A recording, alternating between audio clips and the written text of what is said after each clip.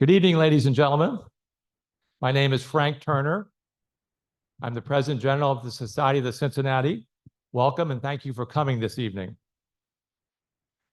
We are here to honor our newest winner of the Society of the Cincinnati Prize. Cincinnati Prize, its annual book award, sponsored by the American Revolution Institute of the Society of the Cincinnati. The Institute is the educational arm of our society. This award is one of many programs offered by our Institute to help promote both a popular understanding of the American Revolution, as well as academic scholarship on why the American Revolution still matters. Our prize was launched in 1989 by two devoted longtime members of the society, the late Dr. H. Bartholomew Cox and the late Clifford Lewis III. These men served as original co-chairs with the prize selection committee for many years. I am pleased to say that one of our original benefactors is here with us tonight. The generous funding for this award was made possible by both Dr. Cox and his wife, Hannah. Mrs. Cox remains a dear friend of our society, and she currently serves as a member of the Board of Advisors of the American Revolution Institute. I'm looking to see if I see Hannah. Is Hannah here? Well, if Hannah were here, I'd thank her. Thank you, Hannah. Let me close with gratitude to all of you for being with us this evening for the presentation of the 2024 Society of the Cincinnati Prize. After the remarks from our honoree, we invite you to join us upstairs in the Olmsted Gallery for a reception honoring the winner. Now, to introduce our 2024 winner, it gives me great pleasure to ask Cliff Lewis to come to the podium. Cliff is the son of the late Clifford Lewis III, and Cliff chairs the Cincinnati Prize Selection Committee. Before I ask Cliff to step up, I want to give a shameless plug for our many programs of the American Revolution Institute. This is our fall program. I have not counted them, but the quality is extraordinary. Like this event tonight, they're all recorded. We have a YouTube channel where you can watch our many, many programs if you can either join us live. And I think, look at Andy, we've had 1 million clicks on our YouTube channel through recent counts. So it's growing, wonderful content. Please check out the American Revolution Institute website. Cliff, it's all yours. I'm not taking it. Did I take your notes? Thank you, Mr. President General. Oh, there you are. Okay.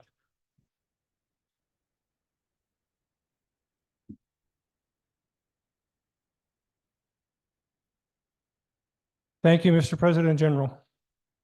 It is my honor tonight to introduce Dr. Eli Merritt as our 2024 winner of the Cincinnati Prize. Dr. Merritt completed his BA in history in Yale in he's got the history for it, but not quite yet. In 1989, graduating magna cum laude with distinction. He later earned an MA in ethics in 1992, also at Yale. Dr. Merritt achieved his MD at Case Western Reserve in 1998 in psychiatry. In 2018, Dr. Merritt changed paths, and he transitioned to Vanderbilt University in Nashville, where he lives. And he originally went there as a visiting political historian. That lasted 1 year. He is now a research assistant professor researching the ethics of democracy and founding principles of the United States at Vanderbilt. Dr. Merritt has written for the New York Times, Los Angeles Times, and the Chicago Tribune, among other publications. He also writes an online newsletter called American Commonwealth that explores the origins of the United States political discontents and the solutions thereto. Dr. Merritt has received various scholarships, fellowships, and grants for his work on history, to include the Virginia Historical Society's Mellon Research Fellowship, the North Carolina Society's Archie K. Davis Fellowship. He also has received grants for archival research in Madrid and Seville for the program of cultural cooperation between Spain and the United States. This evening, Dr. Merritt will discuss his book, Disunion Among Ourselves, The Perilous Politics of the American Revolution, published by the University of Missouri Press. It is a disturbing, difficult, eye-opening, thought-provoking, and groundbreaking study in which Dr. Merritt reveals the deep political divisions that almost tore the Union apart during the American Revolution. Such divisions would have resulted in separate regional confederacies. He identifies the highly contradictory economic interests that drove the states and examines in detail the reciprocal fear by both the New England states and the Southern states, with the middle states alternating support as they saw fit, that the other would gather more power and thus control the government. He explains how the members of the First and Second Continental Congresses and the Congress of the Confederation thereafter succeeded in holding the emerging nation together by uniting and compromising for the sake of liberty and self-preservation. Not on script. That sounds like a lot. It is. It's one of the most compelling books that I have read for years. The congressional representatives achieved this elusive goal by rising above the base elements of their human nature to elevate a higher sense of national interest, not an easy process. In doing so, they overcame division and disunion among themselves because they understood that political unity was the best hope for preserving the life, liberty, and future happiness of the American people. Dr. Merritt's book is one of consequence and gravitas.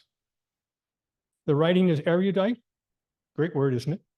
And meticulously researched, using a wealth of primary and secondary legislative and diplomatic sources to eliminate motives and trends that have often been overlooked by other writers. Furthermore, it is highly relevant to what is happening today as our democracy faces new and old challenges. Ladies and gentlemen, please join me in welcoming Dr. Eli Merritt, the winner of the 2024 Cincinnati Prize.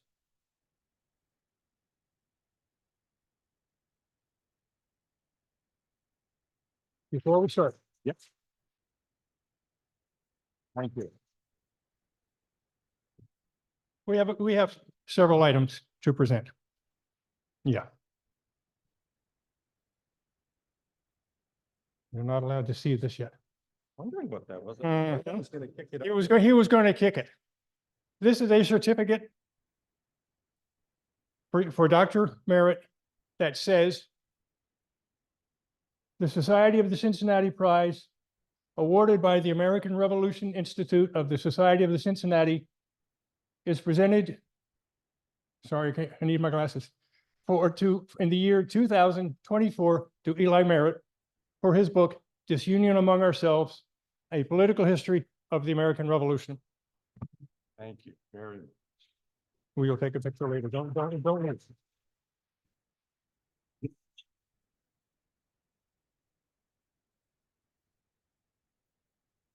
For those of you who've been here for the past 2 years, this is fun. We have an award for Dr. Merritt that I can't touch. It's polished. There are no fingerprints on it. It's like the Super Bowl rings and presents that are given out. They are unvarnished by human touch. That is until the football players get them. So, I'm struggling. Here we go.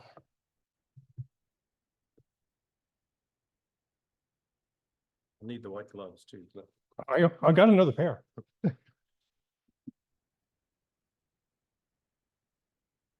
This is the award that goes with the certificate. And what it says is the Society of the Cincinnati Prize presented to Eli Merritt 2024 with the insignia of the Cincinnati in the background. Now you can touch it, sir. Oh, I can touch it. I was worried. I didn't want, thank you. That And there's a really box, there's a box of travels in. Thank you, thank you. All right. Dr. Merritt, the stage is yours.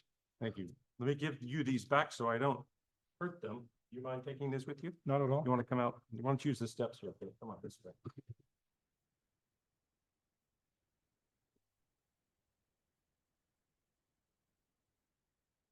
Good evening. Thank you, Cliff. Let me use this mic. Thank you, Cliff, for that kind introduction.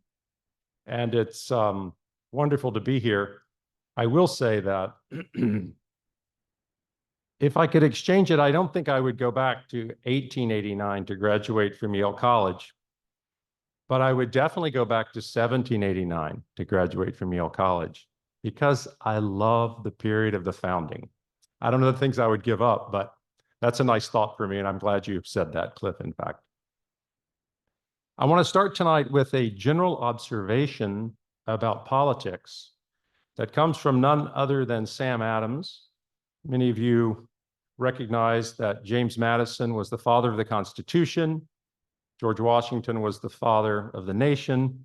And you might recognize or know that Sam Adams was the father of the American Revolution. He was bold, he was creative. He had a backbone of absolute steel when it came to protecting liberty and justice for the people of New England. And he decided he could share that with the others as well as they united.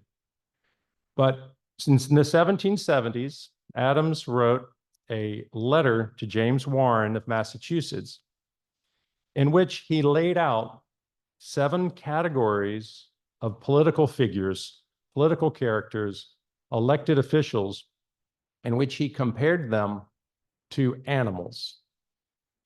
And I'm going to read you his categories. And then he concluded that the worst species of these menagerie of animals was 2 of them that caused the most trouble, both in domestic affairs and also in diplomatic and foreign affairs. And I'm going to see if anyone would like to volunteer their opinion on what subspecies of politician Sam Adams believed was the most problematic.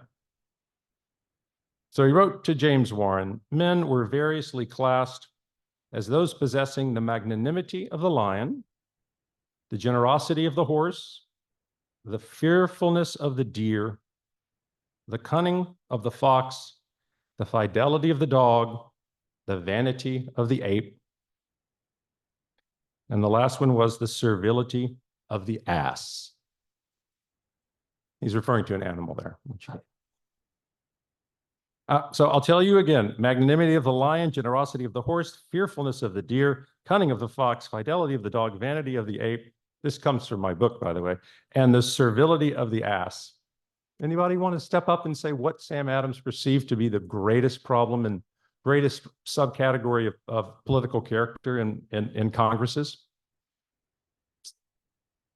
Which one? The servility of the ass?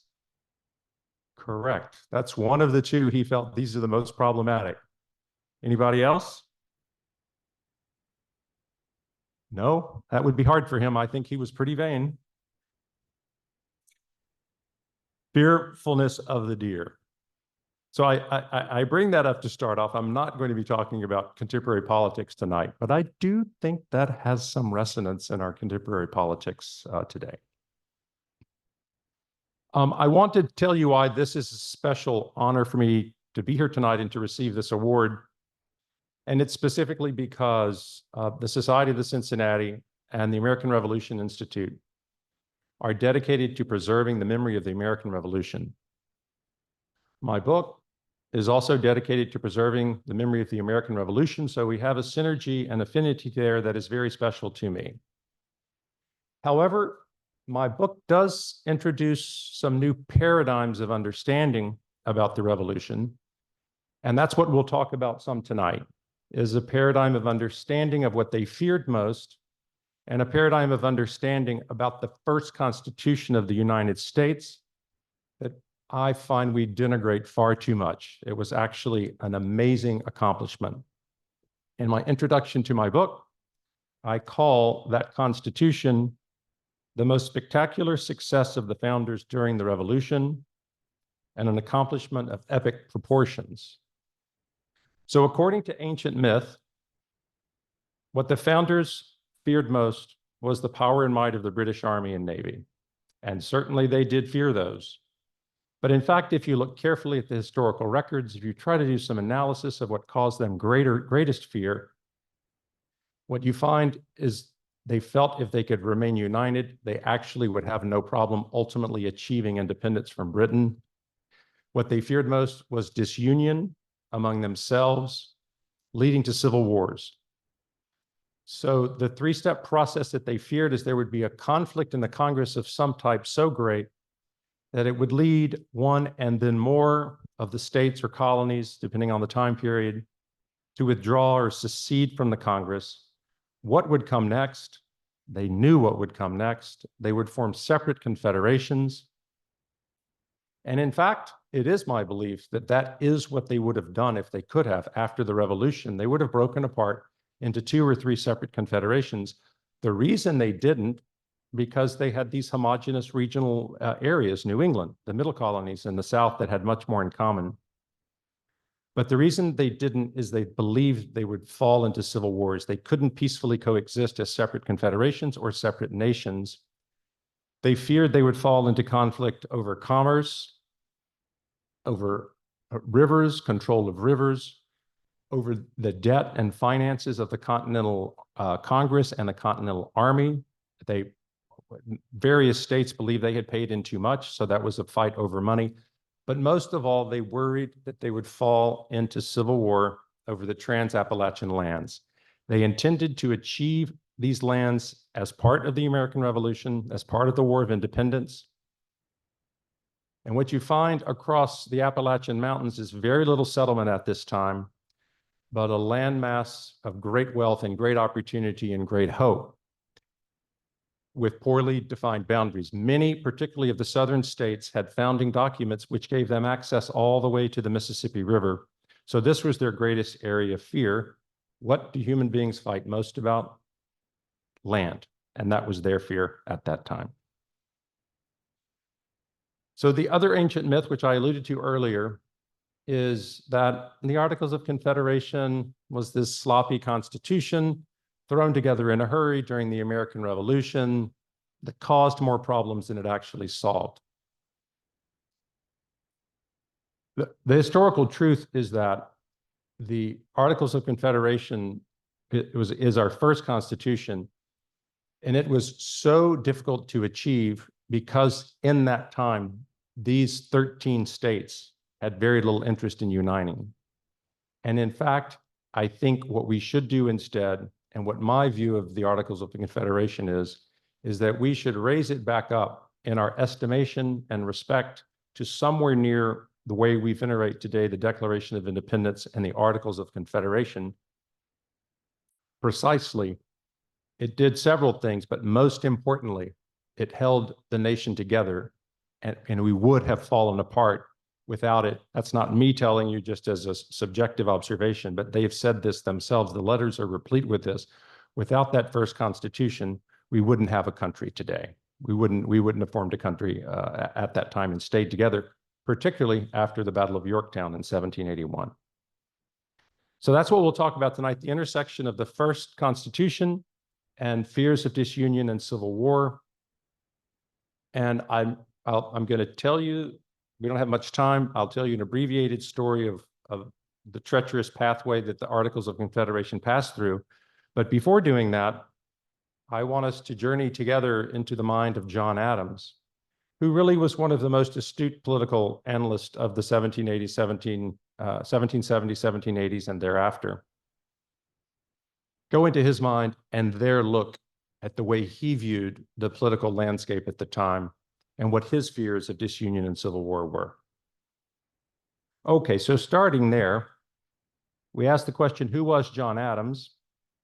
He was in 1774, a 38-year-old seasoned politician from Massachusetts.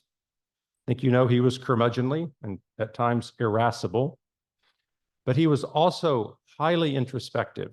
It's a fascinating finding about him. And before going to the First Continental Congress, the first Congress in 1774, he wrote quite a bit about the Herculean task that stood before him. And he even says at times he considered declining the invitation to be a delegate because he felt he didn't have the skills or abilities to take on this very large task. So he looked in the mirror, and what did he find in terms of what the number one or one of the great impediments or fears he had about uniting the 13 colonies? It was regional chauvinism. And fascinating, when he looked in the mirror himself, he found not just a little regional chauvinism, but what we should call raging regional chauvinism. He commented on this in the first Congress and also in the second Congress. I'd like to read to you just a little bit of what he wrote in his diary during the first Congress in 1774, and then in a letter to Abigail Adams in 1775. The morals of our people are much better. Their manners are more polite and agreeable. They are pure English. Our language is better. Our persons are handsomer. Our spirit is greater. Our laws are wiser. Our religion is superior. Our education is better. I have a feeling he could have just gone on for several pages. Well, that part doesn't yet demonstrate. That demonstrates regional chauvinism, but it doesn't yet demonstrate looking in the mirror. But by the next communication he had that was similar to that with Abigail Adams, he identified that the problem was himself. And I really like that. That's another thing we need to do more in our politics. Less servile asses and fearful deers and more introspection. So here's what he wrote to Abigail about a year later. He acknowledged the existence within himself of what he called an overweening prejudice in favor of New England. Looking in that mirror, Adams asserted that these self-righteous beliefs within himself were an infirmity in my heart that he must overcome.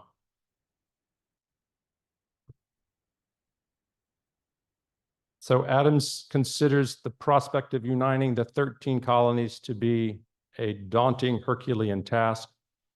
One of the reasons is his fear of regional chauvinism.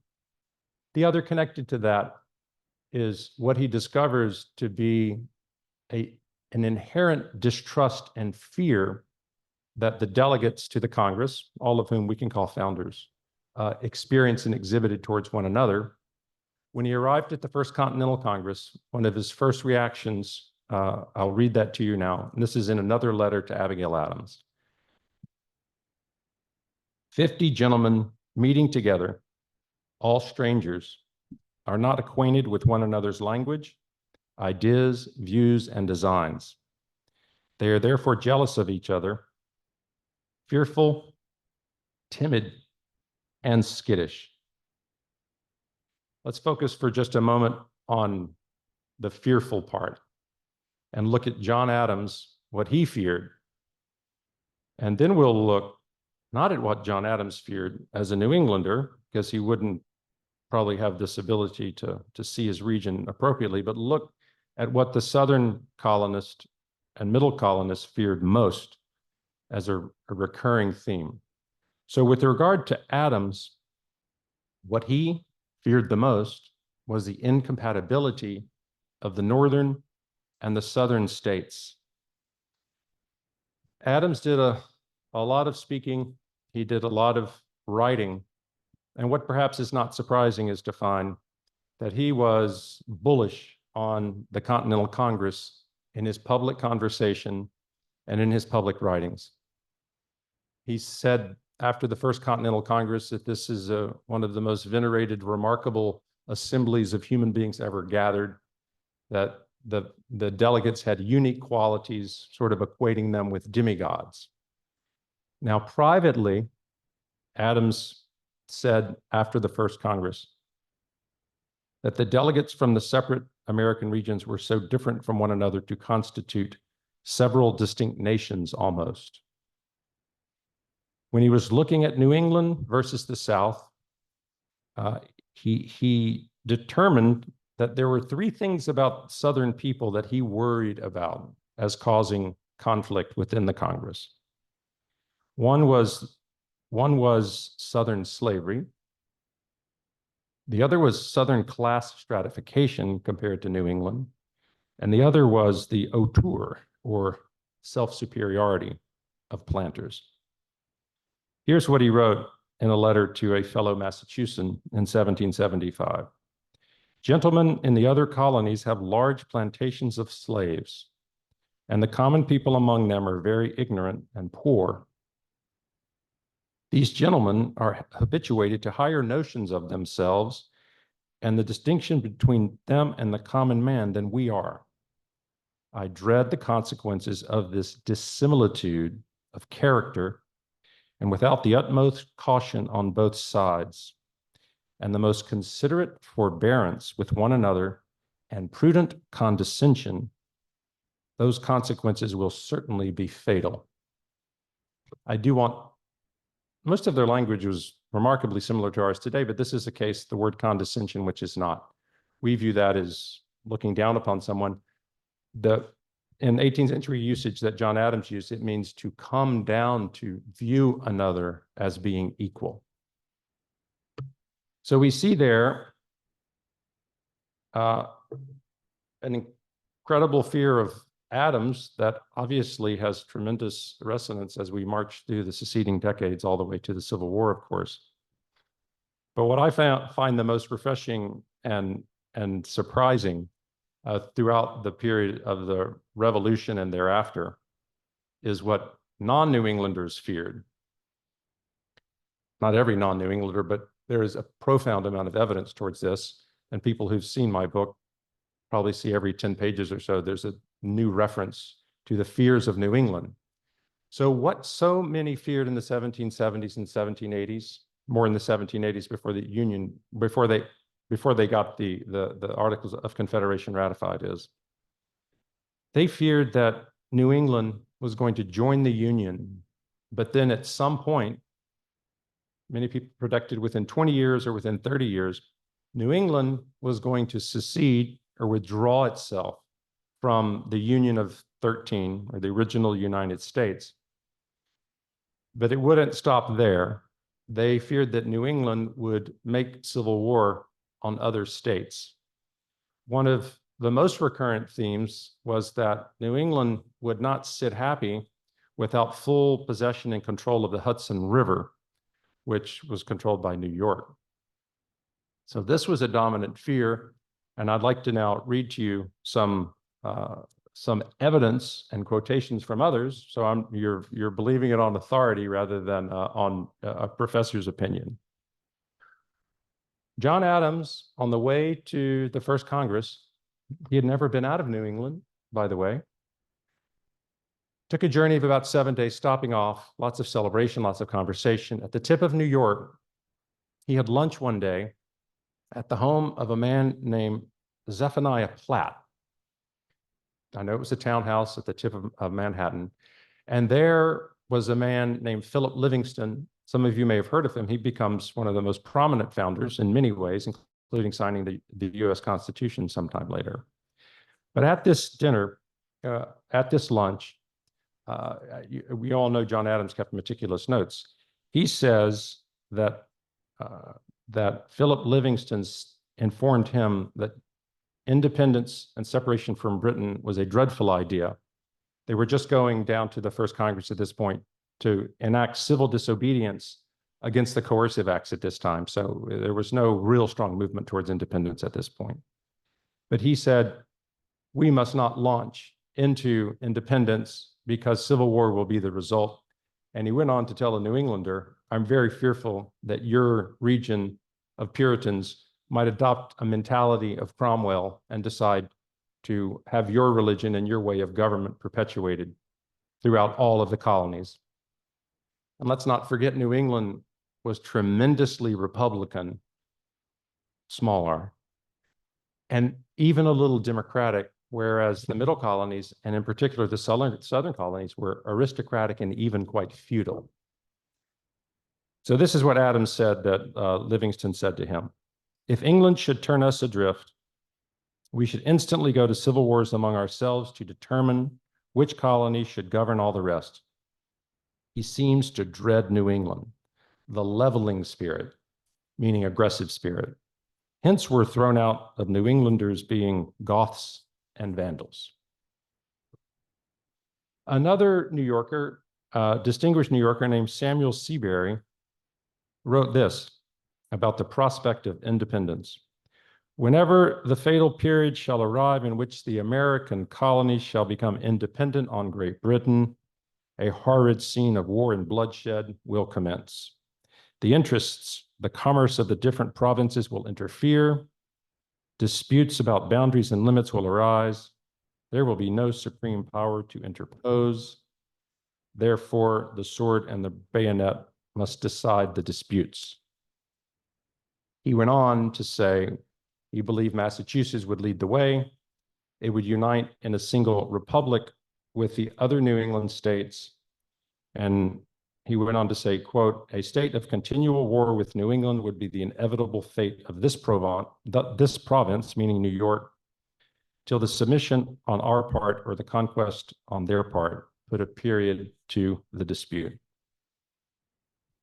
The final example I will give you, I spoke of this when I was here about a year ago, but a final piece of evidence that demonstrates the fear of the colonies of New England is manifest in the election of a Southern general. That's a quote by John Adams, a Southern general to the position of commander-in-chief of the Continental Army in 1775. And we know that's George Washington. Washington was elevated for many reasons, including character and experience. But it seems from the evidence that he never would have been elevated if he had been from a state other than Virginia, because they wanted not only a Southern general, but a Virginia general, because Virginia was the largest, most powerful of the Southern states, and the other Southern states would tend to follow the lead of Virginia. So what they feared is this. The reason they needed a Southern general is a little complex, but I'll take you there. The other colonies were already fearful. As we all know, the Revolution began in Massachusetts and New England. Already what was being formed was dominantly a New England Continental Army. That felt very treacherous and worrisome. It's like a standing army, a standing New England army. What could that possibly do to the other states? But now think of this, a New England army run by a New England commander-in-chief felt much more dangerous to the Congress than a New England army, the Continental Army, which was under the mastery and control of a Southern general. So John Adams explained that inside the hall, it was unanimous, but a lot of work was done, what he called out of doors, to appoint a Southern general. And he said that the decision was the product of a Southern party against a Northern and a jealousy against a New England army under the command of a New England general. One fear expressed was that after New England or all of the colonies won the Revolution, won the War of Independence, this is kind of written that New England would still be on fire. It kind of takes some time to withdraw that militant, warlike spirit from the blood of military people, I'm told, sometimes. There was a concern that after that, they might attempt to impose their religion or impose their form of government on the middle and southern colonies. Eliphalet Dyer was a delegate from Connecticut, and I'm going to read you one quote. He sent out several letters basically saying this same thing. Washington's appointment will tend to keep up the Union and more strongly cement the Southern with the Northern colonies, and serve to remove all jealousies that an army composed principally of New Englanders will become formidable to the Southern colonies.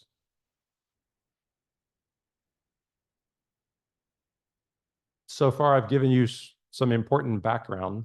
I would say that overall, I took you a little bit into the mind of John Adams dominantly, but I've given you background to help us better understand. Just in another 10 minutes or so, I'll try and do a fast walk through the treacherous journey of the first Constitution of the United States.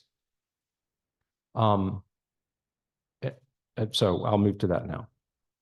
Okay, so now we start the story of the first Constitution, and that begins in May of 1775 with Benjamin Franklin who, before attending the Second Continental Congress, had only arrived from London 10 days earlier. Many of you might know he was there for many years as an expat.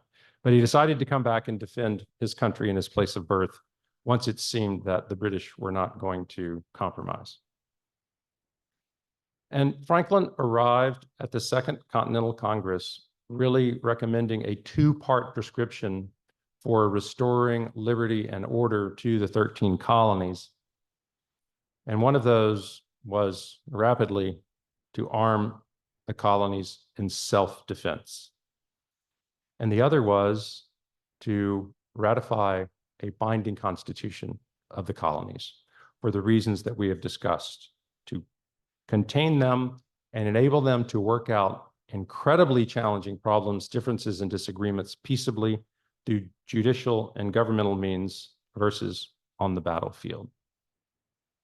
So Franklin arrived with a constitution. He was very interested in constitutions. Some of you might remember he tried to get a constitution of sorts operative in the 1750s to help us win the French and Indian War.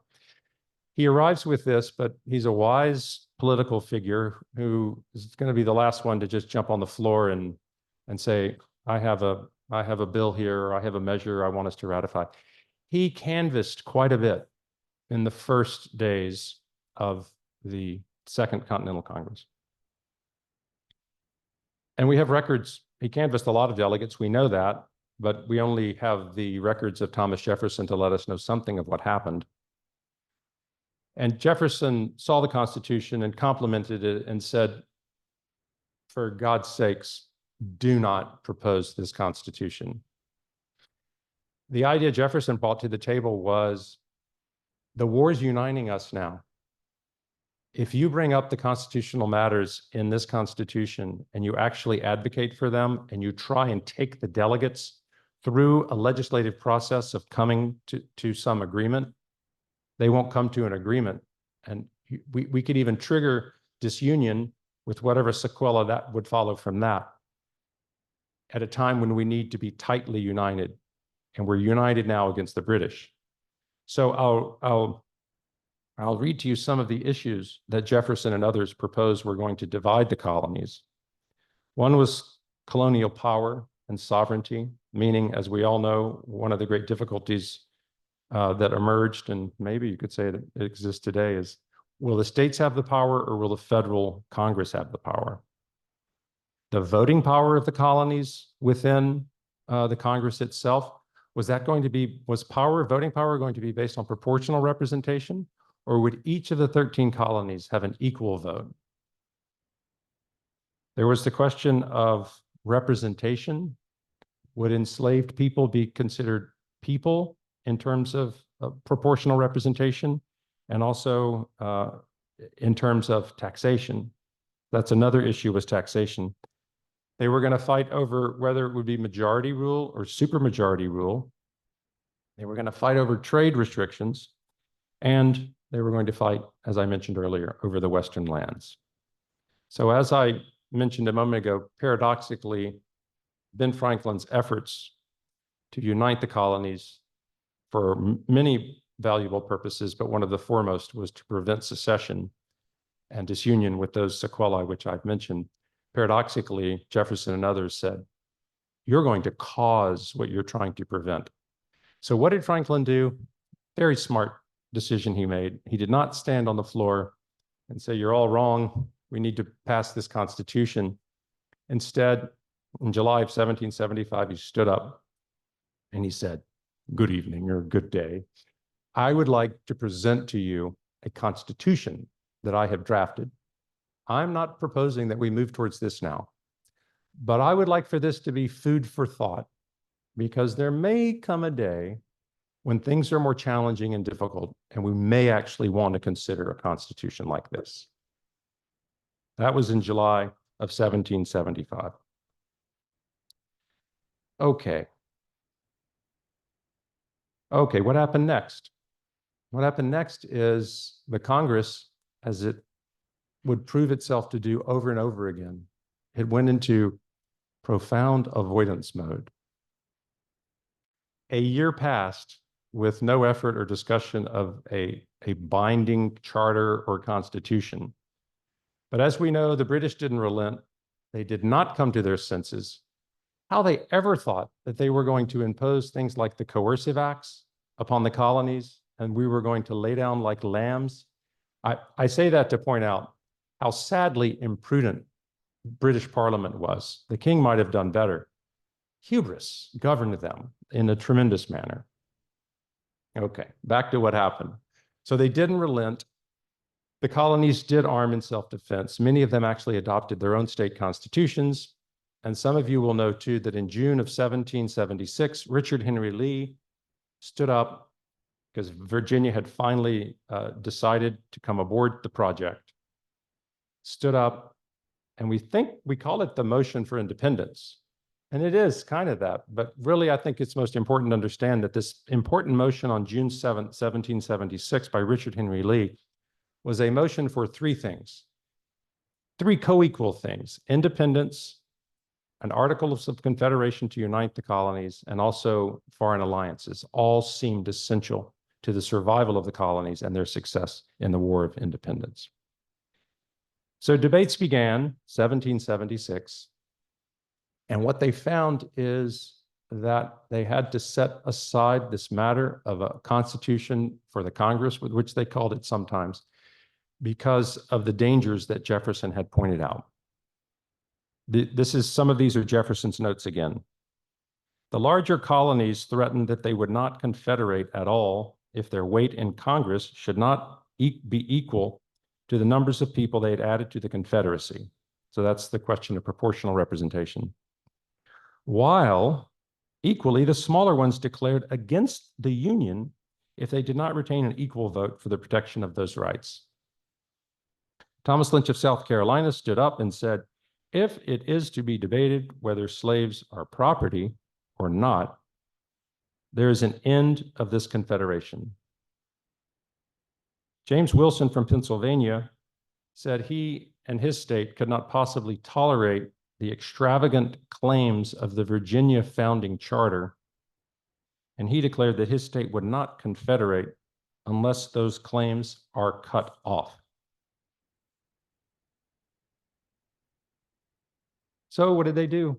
With great reluctance and great pessimism and not a small dose of despair, they tabled the Articles of Confederation, and many of them wrote home letters that were very pessimistic. I don't hold out any hope that we'll ever be able to confederate. Edward Rutledge of South Carolina wrote home and he said, this Articles of Confederation is a devil. So they were not in good shape at that point. We'll move forward from 1776. Another year passes, and the Congress recognizes that in order for the Congress to survive and the American people to survive, they must move towards a first constitution. They must move towards an Article of Confederation or a charter. So there's adoption, and then there's ratification. So through a large number of compromises, they do adopt, the Congress adopts the Articles of Confederation on November 15th, 1777. They get it ready, print it out, send it to all the important political figures throughout the colonies. They ask that it be returned, ratified by each state within 6 months. A year passes, and only 9 states have ratified. 3 states have not ratified. And those 3 states are Delaware, Maryland, and New Jersey. And there's only one reason they're refusing to ratify at this point. And that is that they are not about to join a constitution and a nation with Virginia until Virginia gives the largest portion of its land, Trans-Appalachian land. Let me paint the picture. You know, Virginia's already big. It swoops over the Appalachian Mountains through Kentucky. It claims Kentucky and what is now West Virginia. Then it moves upward, claiming all of the states all around the Great Lakes. So it's a territory claimed by Virginia, which is roughly equal in landmass to all the 13 original colonies combined. These three small states say, hell no, we are not doing this. This is unjust, it's unfair. They want Virginia's Western claims to be turned over to the federal treasury in order actually to fund the government. Time passes. Let's see where we go time-wise now. Okay, so by here's where I want to go next. I want to tell you these three states are holding out, but a couple of them decide to hold out no longer. And one of the insights comes from a delegate from Delaware named Thomas McKean, who, where is my Thomas McKean? Hold on one second. Here we go. Who says to his fellow political figures in Delaware, I think we better ratify this thing, because if we don't, we might find ourselves the target of war in order to coerce us into adopting the mandates of the other states. He writes, upon the whole, I'm clearly of the opinion that it is for the interest of the United States in general, and of Delaware in particular, from its situation, it's right in the middle of a lot of states that have already ratified, that the Confederation should be ratified by us and should therefore give my voice most cheerfully for the measure. I hope we should not be the last in coming into it, lest that should be interpreted as disaffection, and lest, L-E-S-T, lest it should be assigned as a reason hereafter for subduing us by force. It seems to me that, plus other logic, I'm not going to suggest that's the only logic, that plus other logic was enough to bring Delaware around and New Jersey around by early 1779.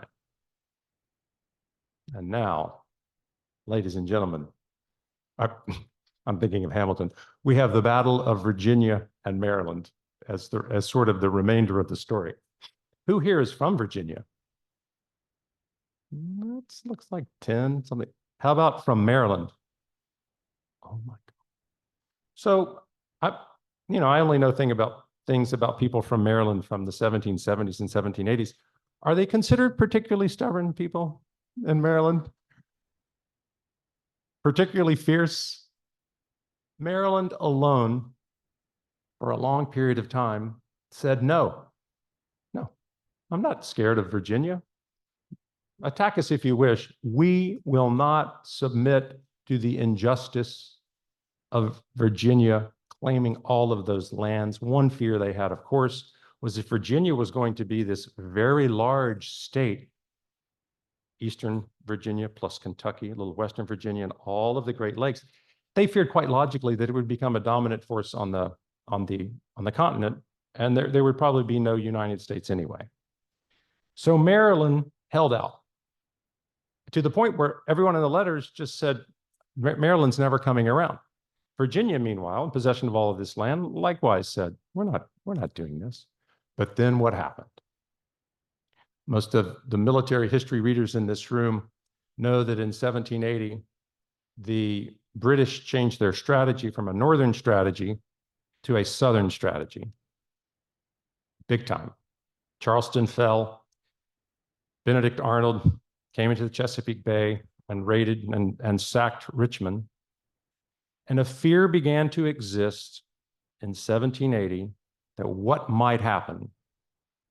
One thing that might happen is through cunning negotiating in Europe, where negotiations in the war were constantly taking place, that somehow what would happen is that the northern states were going to receive their independence and become the United States of America, and the southern states would not.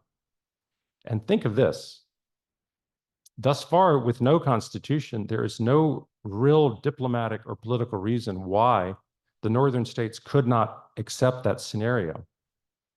The Declaration of Independence says nothing about constitutions, and it says they're a union of free and independent states. Not that we are one state, the United States. So this fear set in pretty profoundly in many of the southern states, including in Virginia. So Virginia became quite humbled, not necessarily by Maryland, but by the threat of ongoing war within its boundaries. And Virginia decided essentially, as some of you might know, to give up the entire Northwest Territory, which was its claim. It retained, at least for the moment, Kentucky and West Virginia, but it gave up millions of acres of land that became Illinois, Michigan, and other states around the Great Lakes. That sealed the deal, and on March 1st, 1781, the first Constitution came into being with the signatures applied to it by several Maryland delegates. And what followed was, in Philadelphia, the ringing of bells, a banquet, and toasts to celebrate the United States of America. Delegates' letters rang out with joy and relief. John Matthews of South Carolina wrote to a fellow delegate, William Livingston of New York, that the ratification of the articles will avert evil consequences. He said, "My expectations are high and flattered by this important event, and I anticipate in my own mind the most happy consequences resulting from it." This happened just in the nick of time, and somehow I do believe that they were forecasting and understood. The worst outcome they could imagine is the War of Independence would end, and that pressure of the war on Union would be relieved and removed. And what would happen next? They might do the somewhat logical thing of break into separate confederations, but now they had their Constitution. I haven't mentioned enough that it's not called the Articles of Confederation formally. It's called the Articles of Confederation and Perpetual Union. So they had this. It was ratified on March 1st, 1781. Yorktown occurred 6.5 months later, in October of 1781, ending the war. And it wasn't easy after that, but they had achieved their remarkable goal with this first Constitution. It did many things, but most importantly, it prevented disunion into separate confederations with what they believed, and I certainly believe too, would have led to civil wars.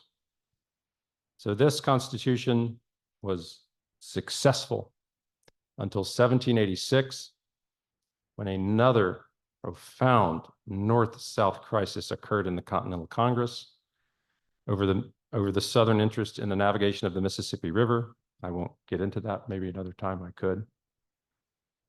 In 1786, crisis struck again, and the same pattern repeated itself. Disunion and civil war became severely threatened in 1786 and 1787, leading the founders to adopt and ratify rapidly this time a much better Constitution. But it still doesn't mean the first Constitution was not a real remarkable document, and really, I believe, a miracle that happened during the American Revolution. I do believe it deserves to be celebrated on par with the Declaration of Independence and the US Constitution. Thank you.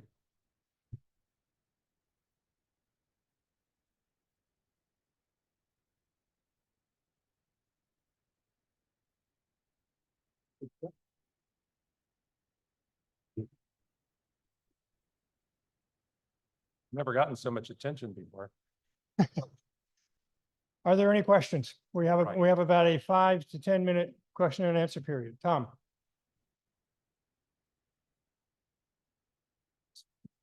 Thank you. First, congratulations on your extraordinary book. I enjoyed very much reading it. I don't think the mic's on. Speak up.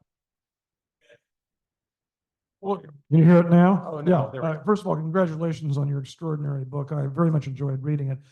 I have a question. In reading it, I often saw passages where people who were serving in the Revolution, such as General Knox, General Washington, and others, were fed up with the fractious and haggling politicians. And my question is, they viewed the United States as an entity because they were fighting for it.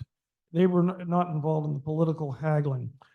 And how much of a role did the veterans play in the eventual U.S. Constitutional Convention? There were a number of them there. In particular, was there a role the members of the Society of the Cincinnati played in trying to foster national unity in the face of these haggling politicians? You got two at once.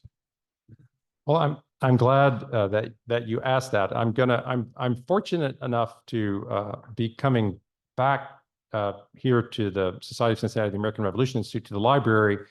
I think in December, it's tentatively scheduled for that, to do a week of research where my topic is going to be exploring the importance of principles of civic virtue within the military. And the reason I want to do that is I'm highly interested, like many of you might be, in trying to figure out what we might do to instill more civic virtue into the political side of things in our country, where we have many problems, but I think one that's easy to define is that democracies and republics require leadership that's not of perfect civic virtue, but a predominance of individuals with civic virtue who will sacrifice their own interest and interest of party above for the sake of Constitution and for the sake of nation. So I have a great interest, and that is, what role does the military play, not only in our history, but throughout history, in bringing about this education that helps us to understand the importance of civic virtue and leadership? Now, what are military people trained to do? And you know, I'm a political historian. I know very little about military history. But what I know and what I'm interested in further researching is civic virtue, this notion of put country above all else. And what does that mean in the military? Die for your country. Die for your Constitution.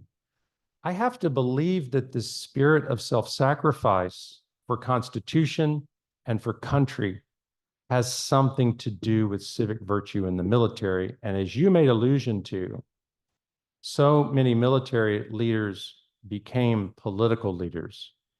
And I do believe, I haven't looked at statistics, but that is a waning phenomenon that seems potentially concerning to me, in terms of, if you're willing to give your life for your country and for your Constitution, I think you're for sure going to be willing to give to make sacrifices in order to preserve the Constitution of the United States, no matter what party that you're in. There was a second part of your question I'm not sure I've addressed. Oh.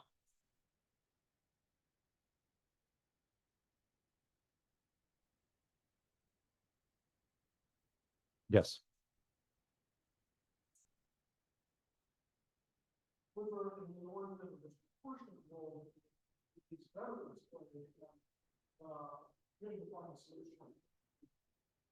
No question there was, but let me comment on something that I think will be, I hope will be of great interest to everyone here, and it's a tremendous interest to me. In preparing to come here a week or so ago, I don't forget the exact name, but it's the core principles or founding principles of the Society of the Cincinnati, which was signed in 1783. And I encourage any of you to look back through it. You see, I look at things from this perspective of disunion and civil war and the foremost value of the Union. It is filled with these principles. I believe, and it'd be a whole nother research project, I believe the Society of Cincinnati was formed, at least in large part, in order to keep the Union functioning and in order to prevent these military officers from instead going and forming societies within their regional confederations. You wanted to keep the leadership of the military deeply invested in the nation. The new nation, of course. Are you aware that for most of the 1770s, when the founders used the word nation, they were referring to their home state? They were undergoing this tremendous change.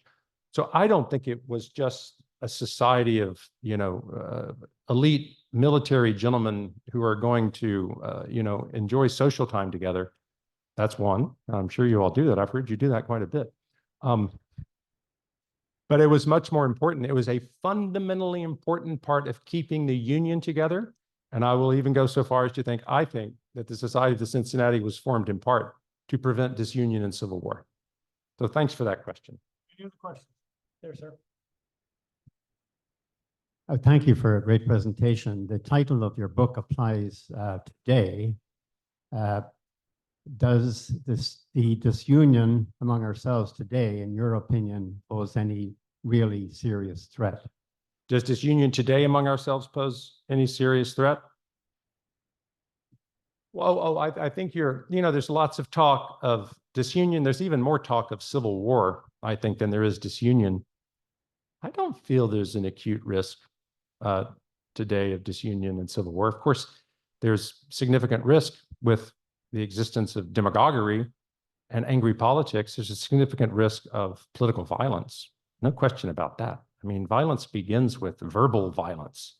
But I will say, in part in answer to your question, that I'm fascinated by another profound value of the American Revolution. I believe when the time comes where we're in real trouble in our country, what's going to happen is, in some ways, and bear with me, a repetition of what happened in the 1770s. And that is, we're going to get the institution, probably in this city, of arbitrary government, meaning that against the Constitution, one president and his followers or another is going to remain in office without constitutional right to do so. Well, that is arbitrary government. That is authoritarianism. And so the question becomes, if that happens, 20 years, 50 years, it could be a person of any political persuasion. If that happens, what do we do? I would say what we do, another reason to study the American Revolution is we follow the playbook of the American Revolution, in which diplomacy works very hard, economic disobedience works hard, civil disobedience works hard. A great and long effort is made to end arbitrary government in the United States of America. But when that happens, when that fails, we can also follow the playbook of the founders. And I don't mean to go to war. That's not what they did. I think you know that. They decided, following the principles of Algernon Sidney and John Locke, they said, we have a right of revolution. And the right of revolution did mean taking up arms, but not offensively. The right of revolution says you have the right to separate. So I'm getting to your question about disunion. We have the right to separate from arbitrary government, which is depriving us of our constitutional rights, whatever the Constitution says, certainly liberty, justice, and equality. We are politely going to remove ourselves from your government. That would be secession from the Union, but for just cause rather than unjust cause. And that's what would take place. If we get arbitrary authoritarian government instituted in our country, it's a great and painful question that is being entertained in the opinion sections of all the newspapers I read. I'm not predicting it's coming soon, but I do think we should be thinking about, and people are soul searching. You hear so many people talking about leaving the country. Anyway, I would hope I would stay, and I would not ask my boys to fight, but I might tell them I would be proud of them if they did. It sounds like doom and gloom. To me, it's just political science and thinking through these true scenarios. But the larger point is, this thing, the American Revolution, is a fantastic playbook for what you do, what thoughtful, ethical, courageous people do when there is the institution of arbitrary government. Hope I didn't go too far afield. Because I think it pertains to what Dr. Merritt has just said. Something he has not addressed in his presentation is compromise. Big C, compromise. That's how the North and the South got back together. They compromised on things. They learned how to do it. And what I would like to do is to ask Dr. Merritt, briefly, sir, to describe for us which one of the compromises that took place in the 1770s and 1780s was the most important for the completion of the Constitution.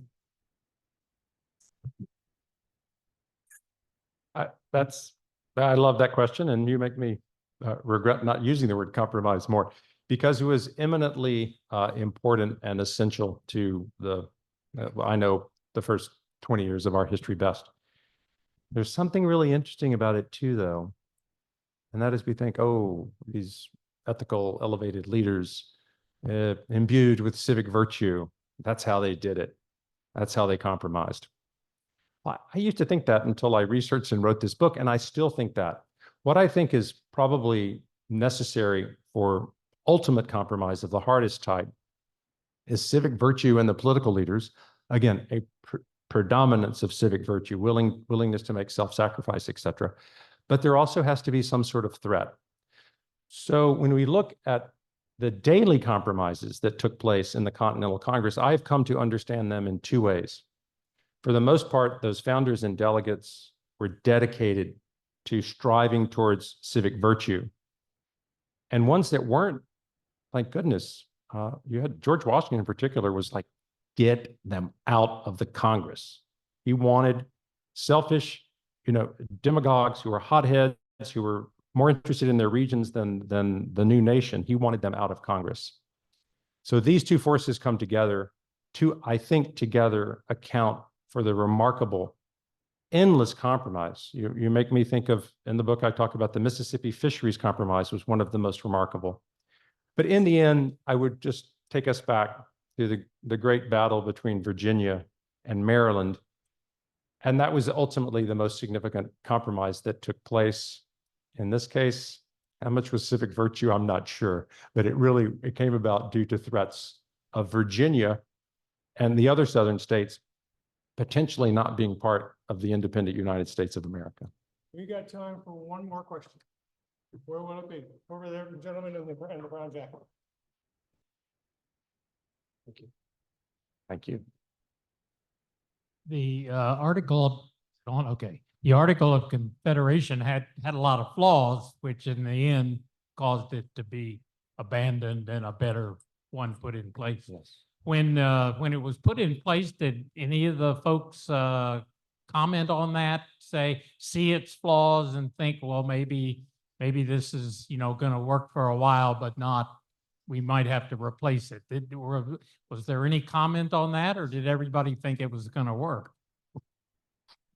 I'm glad you asked that question, because I do stand by my assertion that the first Constitution of the United States was a miraculous achievement, probably the most important achievement of the founding generation in the 1770s and early 1780s.